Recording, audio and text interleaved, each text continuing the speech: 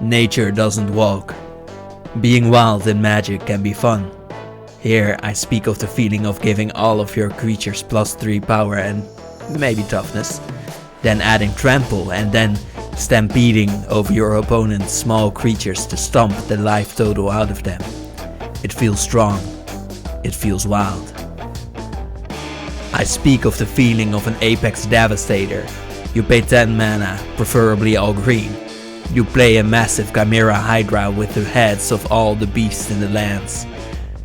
You have a 10/10 for your opponents to be scared of, and then you cascade, bringing in another massive creature, then another, and another. It's a feeling of entering, lashing out at every other lesser being, because you're the king of the jungle. It feels wild. I speak of the feeling of paying 9 mana to search a library, get 10 lands and then put them all onto the battlefield in one massive slam of your hand. Your next turn will be massive and your opponents can feel it like an earthquake waiting to happen. With your 19 lands, you preferably will Apex Devastator in 4 hasty big creatures and give them overrun powers for the ultimate wild feeling. That feeling of wildness is now disappearing from Magic. Before we start with the actual wild stuff, let's stake out a territory. Something wild is produced in nature and untouched by human activity. As there are non-human humanoids in Magic, we'll define human by humane society instead. Therefore, a merfolk that lives in a city will be considered part of humane society, and it and all that it touches will be considered unnatural and tame. Let's start with where my instincts first brought me, the Gruul. The Gruul are remembered as wild for how close they are to the massive city of Ravnica. Here we learn much of what wildness is and is not. Every world starts wild, so did Ravnica. You can imagine what happened to the Gruul when Ravnica turned from nature to city. At first, they were the most powerful faction. The Gruul's power was taken. This turned their wildness to a defiance towards civilization with a burning heart to have their wildness returned to them. Under Borborygmos they raged and raided but kept in touch with the city. Q. Domri Raid, first leader of the Shardblades, a clan that started when they threw a rock through an Orzhov window, reducing it to shards. Domri wanted to join the Gruul. He had the heart of a red mage, smashing and doing what he wants, even when his friends were too afraid. He just missed the green strength he needed to be Gruul. At least that's what the Gruul told him. But while Domri took initiation into the Gruul clans by being buried in nature's ground, he touched the real essence of green wildness. Instinct, to drive you to survival. The instinct to last through the impossible, because that is the way of nature. This instinct led him to his first planeswalking adventure. It also shows us that wildness is not complete with only the Gruul philosophy of rebelling and breaking stuff. We need something more. Let's look at some other colors than red and green to add to our mix and see what happens. When we add black to Gruul, we get Jund. This was a world on the plane of Alara where nature revolved around the food chain, and using it to become the apex predator. Jund was riddled with dragons once, but when the worlds of Alara merged, the dragons and largest predators went to explore new lands, and Jund became more peaceful. This food chain is an aspect of wildness, but never encompasses it all. In Jund, we also find one of the main characters of wildness. Yurlok, Scorched Trash, haunts only in dangerous situations. This Viashino loves the thrill of almost being swallowed by lava and would gladly give all opponents tons of mana, because that's the dangerous thing to do. Then he deals damage equal to the unspent mana, which feels massively wild. It is at least crazy enough to give your opponent so much and to wild growth the whole board like this. So I think I will add mana burn and giving everyone lots of mana to the list of wild mechanics because of Yurlok. something unexplored that I would love to see support for. On the same plane, we have the world of Naya, where white is added. Here nature revolves around community and passion. Without the Azorius controlling colors, the world focuses on the tribe and the pack. When it merged, the pack actually stayed together to fight against other colors. Perfect harmony was lost. It is interesting to me that nature can be bent to either a food chain where everyone stands alone, or a community where literally everyone stands together. The last color combination would be with blue to make Temur. But I first want to look at Magic's wildness as a whole because it has changed a lot. Like I said, wildness is slowly fading from Magic.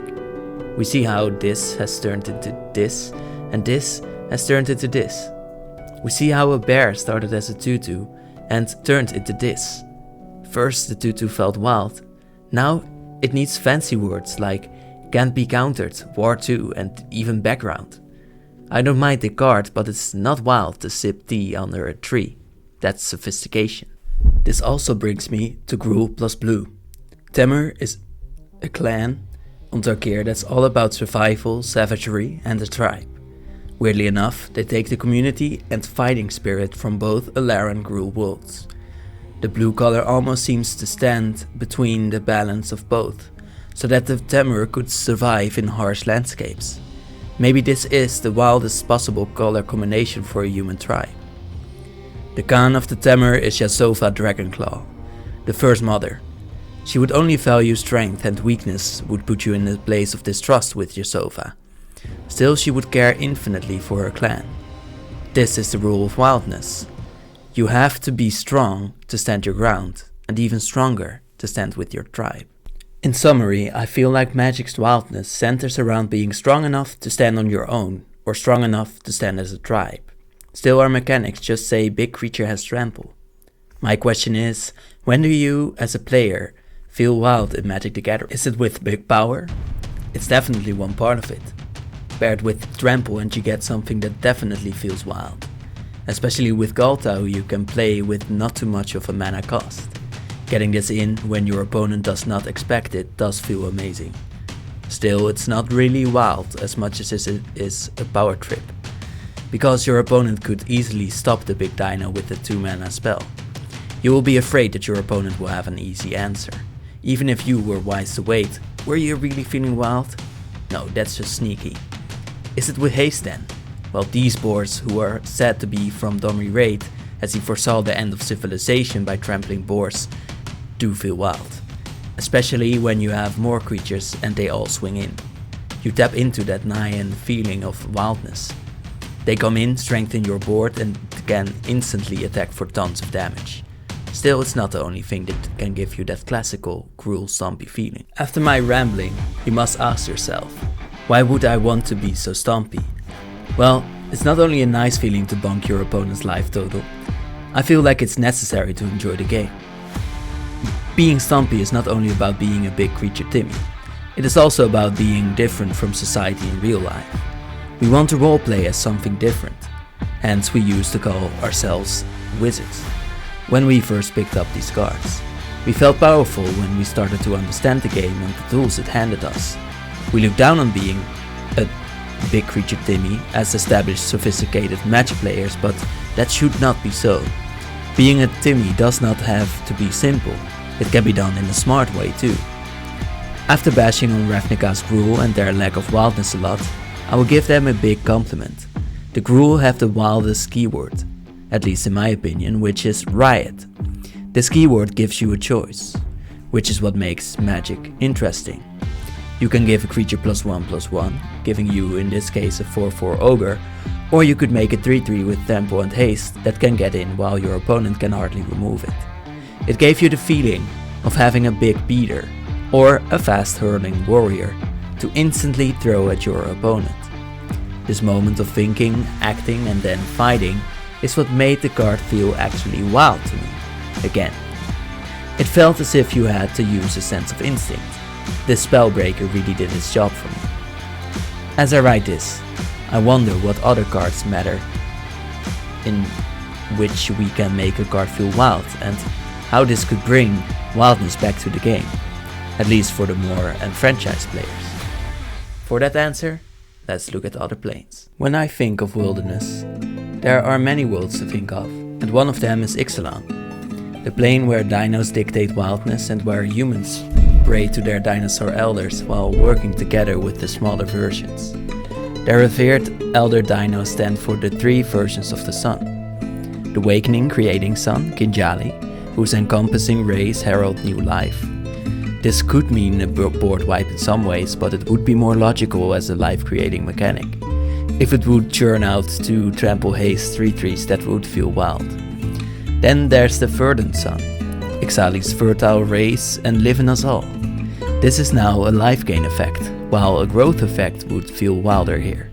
It could give something +7/+7 and that would feel wild again. The best one is the burning sun.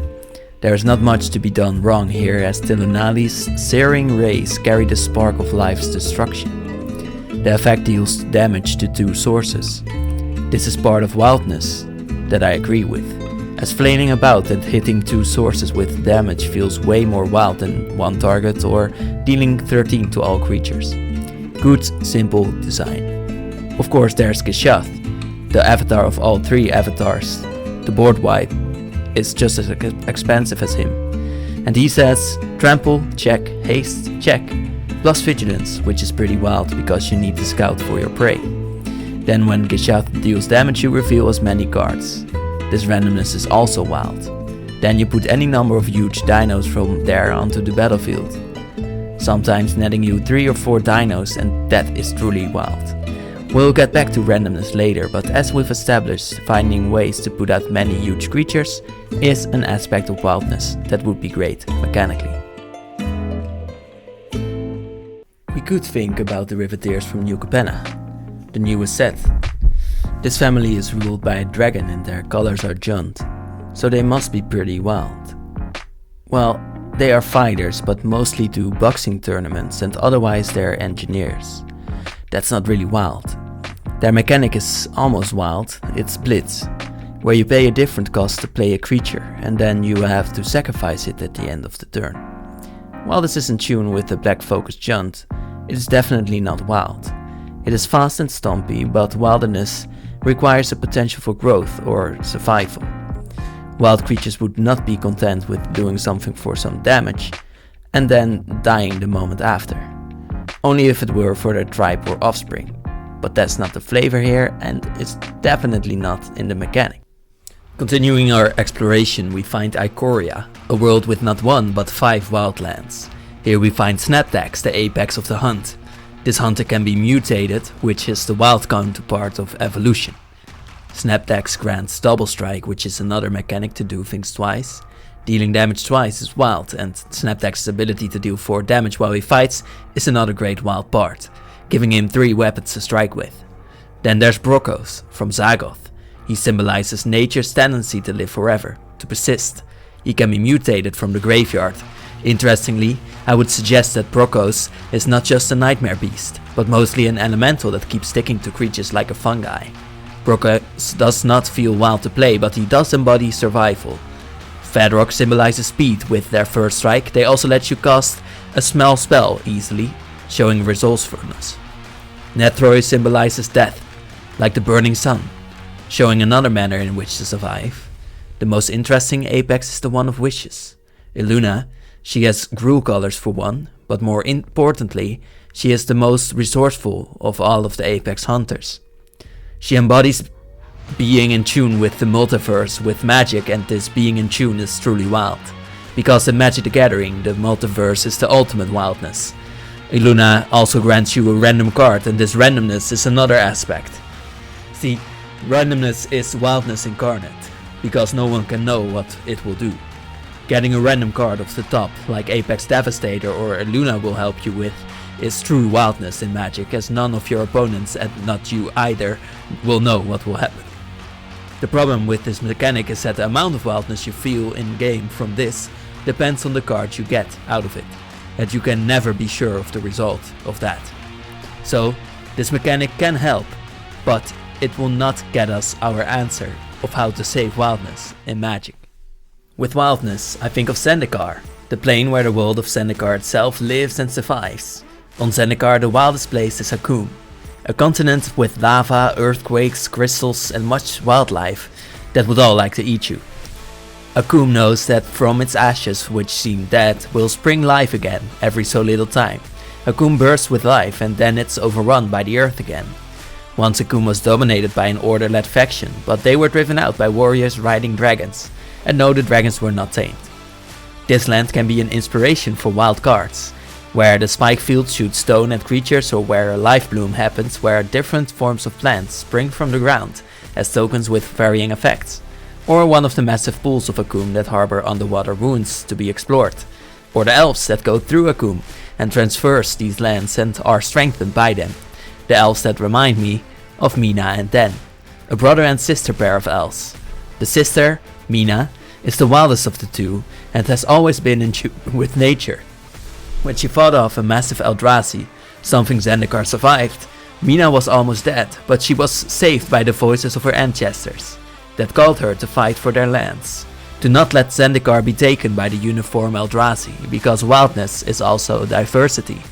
Wildness is also in your ancestors and their callings, and being in tune with nature. This being in tune with nature could be portrayed like instinct, which potentially could bring a great mechanic as well.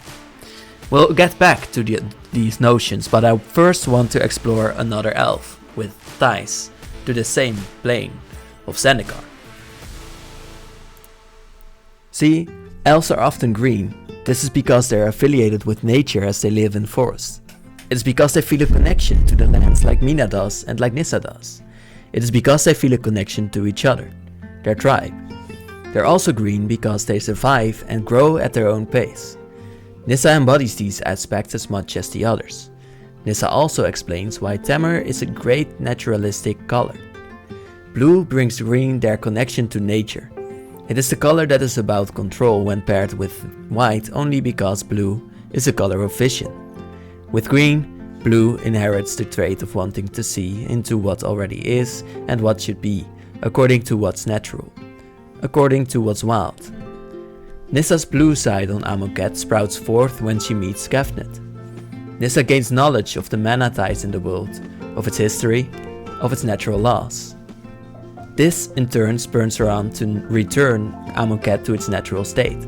We learn from her that wildness can mean a longing for nature's laws, to follow it and be part of it, to again be in tune with the ley lines of nature. I would suggest that this would grant a permanent the ability maybe to find lands or create lands, or even gain the abilities of a land. It could perhaps restore a piece of nature. Perhaps you can see a place like Hakum overcome with the Eldrazi or Phyrexian Artifice. It enters with 4 counters on it, and as creatures or permanents do things with nature, they remove their counters, in a way restoring life to, for example, Hakum, and it could have varying effects accordingly. Much like a saga, but now with more care and more gradual, like nature would. The epitome of wildness, combined with as human as you can get, is the phenomenon of a satire. These creatures are stuck in Gruul because they're all about pleasure. They're hedonists and follow their instinct, which in their case means that they just play around and mess with people. I think of Galia as an aspect of wildness. They're all about attacking in and keeping with the dance going for as long as possible by having you discard at random. Randomness again. And then giving you new energy to play with in your future attacks. You just need enough other partygoers, which is very much the Naya side of wildness, while you get to attack in for as much as possible, which is mechanically very Gruul too.